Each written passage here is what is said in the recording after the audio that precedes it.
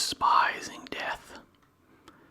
You write me that you are anxious about the result of a lawsuit with which an angry opponent is threatening you, and you expect me to advise you to picture yourself a happier issue and to rest in the allurements of hope.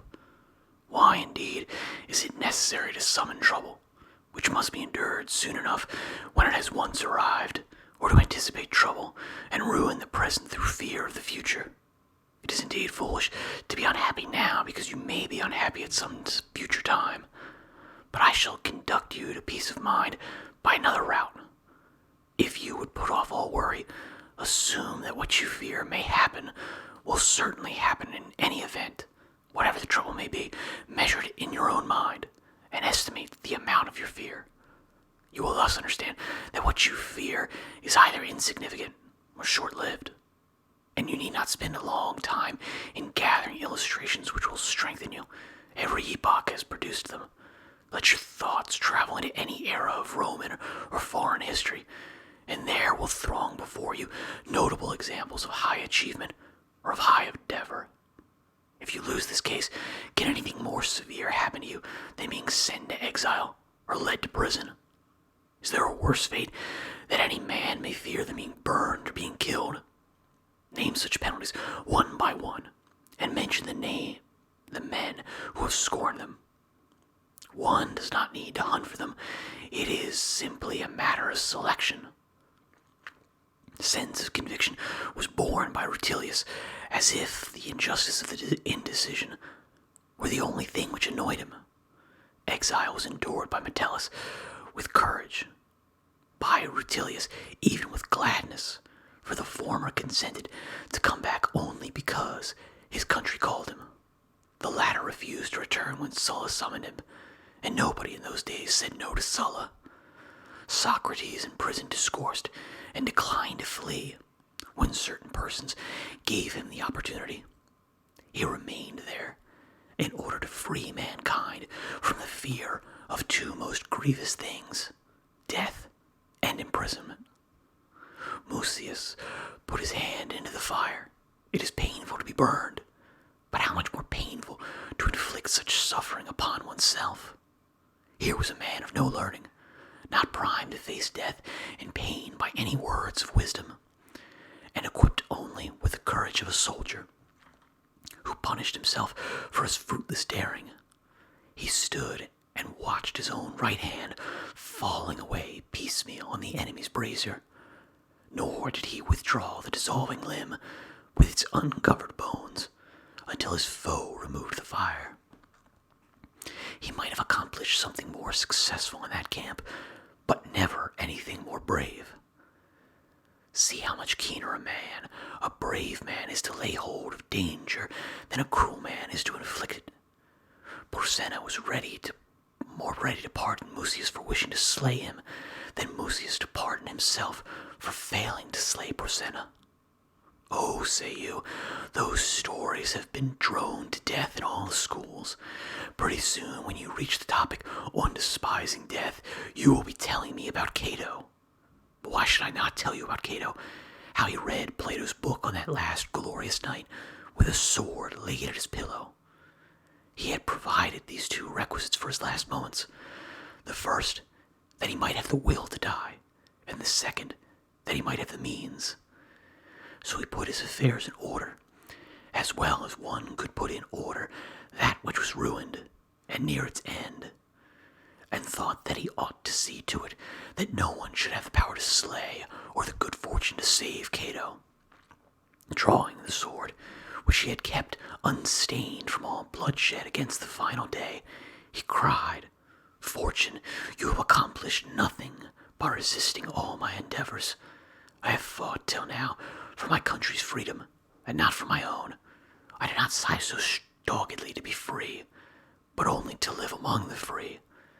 Now, since the affairs of mankind are beyond hope, let Cato be withdrawn to safety." So saying, he inflicted a mortal wound upon his body. After the physicians had bound it up, Cato had less blood and less strength, but no less courage. Angered now not only at Caesar, but also at himself, he rallied his unarmed hands against his wound, and expelled rather than dismissed that noble soul which had been so defiant of all worldly power. I am not now heaping up these illustrations for the purpose of exercising my wit, but for the purpose of encouraging you to face that which is thought to be most terrible. And I shall encourage you all the more easily by showing that not only resolute men have despised that moment when the soul breathes its last, but that certain persons who are craven in other respects have equaled in this regard the courage of the bravest. Take, for example, Scipio, the father-in-law of Gnaeus Pompeius. He was driven back upon the African coast by a headwind and saw his ship in the power of the enemy. He therefore pierced his body with a sword, and when they asked where the commander was, he replied, "All is well with the commander." These words brought him up to the level of his ancestors, and suffered not the glory which fate gave to the Scipios in Africa to lose its continuity. It was a great deed to conquer Carthage, but a greater deed to conquer death. All is well with the commander. Ought a general to die otherwise, especially one of Cato's generals? I shall not refer you to history, or collect examples of those men who throughout the ages have despised death, for they are very many. Consider these times of ours, whose enervation and over-refinement call forth our complaints. They nevertheless will include men of every rank, of every lot in life, and of every age, who have cut short their misfortunes by death. Believe me, Lucilius, death is so little to be feared that through its good offices nothing is to be feared. Therefore, when your enemy threatens, listen unconcernedly. Although your conscience makes you confident, yet since many things have weight which are outside your case, both hope for that which is utterly just, and prepare yourself against that which is utterly unjust. Remember, however, before all else, to strip things of all that disturbs and confuses, and to see what each is at bottom. You will then comprehend that they contain nothing fearful except the actual fear. That you see happening to boys happens also to ourselves, who are only slightly bigger boys. When those whom they love, with whom they daily associate, with whom they play, appear with masks on, the boys are frightened out of their wits. We should strip the mask, not only from men, but from things, and restore to each object its own aspect. Why dost thou hold up before my eyes swords, fires, and a throng of executioners raging about thee? Take away all that vain show, behind which thou lurkest and scarest fools. Ah, thou art naught but death, whom only yesterday a manservant of mine and a maidservant did despise. Why dost thou again unfold and spread before me, with all that great display, the whip and the rack? Why are those engines of torture made ready, one for each several member of the body, and all the other innumerable machines for tearing a man apart piecemeal? Away with all such stuff, which makes us numb with terror. And thou silence the groans, the cries, and the bitter shrieks ground out of the victim as he is torn on the rack. Forsooth, thou art naught but pain, scorned by yonder gout-ridden wretch, endured by yonder dyspeptic in the midst of his dainties, borne gravely by the girl in travail. Slight thou art, if I can bear thee. Short thou art, if I cannot bear thee. Ponder these words, which you have often heard and often uttered. Moreover, prove by the result whether that which you have heard and uttered is true, for there is very disgraceful charge often brought against our school, that we deal with the words and not with the deeds of philosophy. What, have you only at this moment learned that death is hanging over your head? At this moment exile, at this moment grief? You were born to these perils. Let us think of everything that can happen as something which will happen. I know that you have really done what I advised you to do. I now warn you not to drown your soul in these petty anxieties of yours.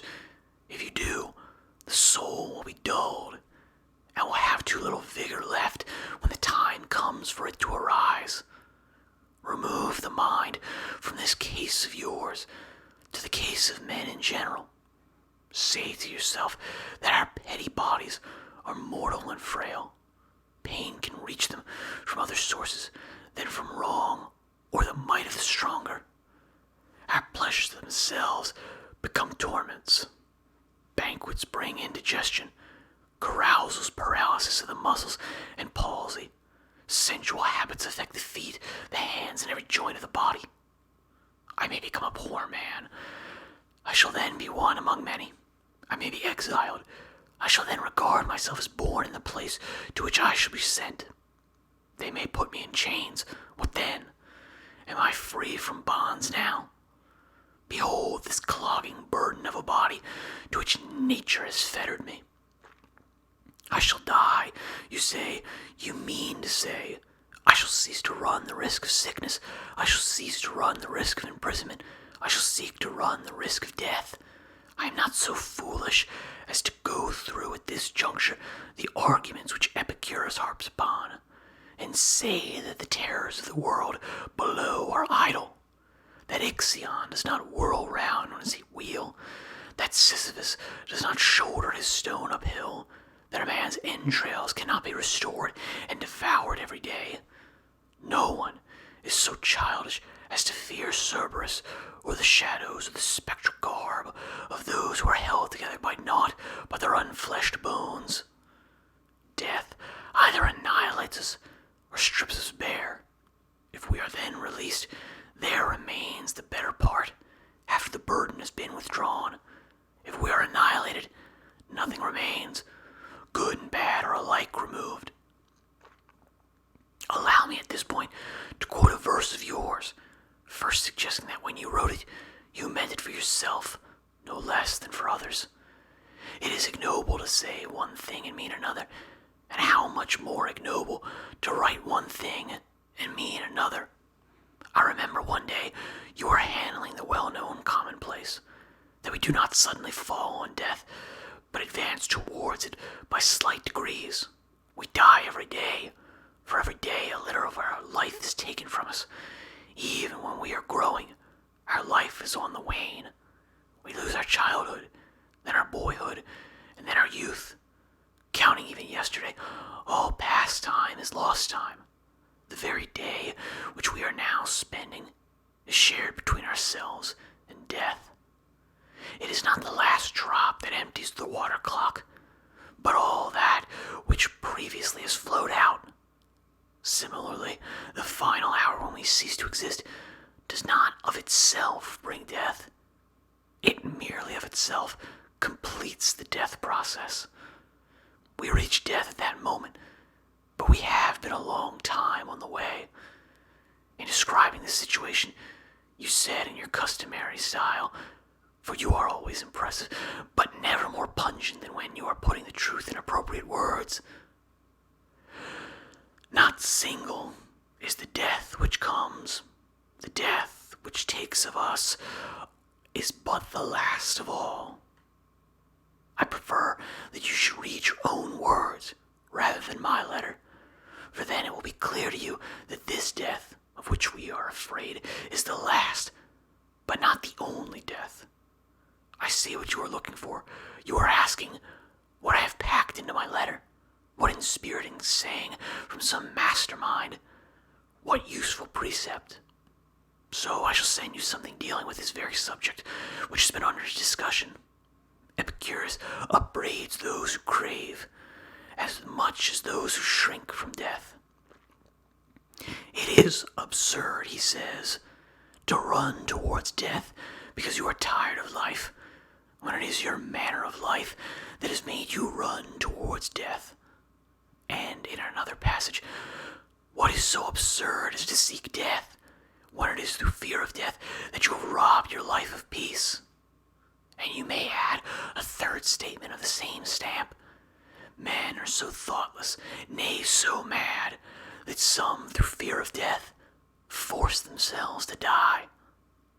Whichever of these ideas you ponder, you will strengthen your mind for the endurance alike of death and of life. For we need to be warned and strengthened in both directions, not to love or to hate life overmuch, even when reason advises us to make an end of it. The impulse is not to be adopted without reflection or at headlong speed. The grave and wise man should not beat a hasty retreat from life. He should make a becoming exit. And above all, he should avoid the weakness which has taken possession of so many, the lust for death. For just as there is an unreflecting tendency of the mind towards other things, so, my dear Lucilius, there is an unreflecting tendency towards death. This often seizes upon the noblest and most spirited men, as well as upon the craven and the abject. The former despise life, the latter find it irksome. Others also are moved by a satiety of doing and seeing the same things, and not so much by a hatred of life as because they are cloyed with it. We slip into this condition, which, while philosophy itself pushes us on, and we say, how long must I endure the same things? Shall I continue to wake and sleep, be hungry and be cloyed, shiver and perspire? There is an end to nothing. All things are connected in a sort of circle. They flee and they are pursued. Night is close at the heels of day, day at the heels of night. Summer ends in autumn, winter rushes after autumn, and winter softens into spring. All nature in this way passes, only to return. I do nothing new. I see nothing new. Sooner or later, one sickens of this also. There are many who think that living is not painful, but superfluous. Farewell.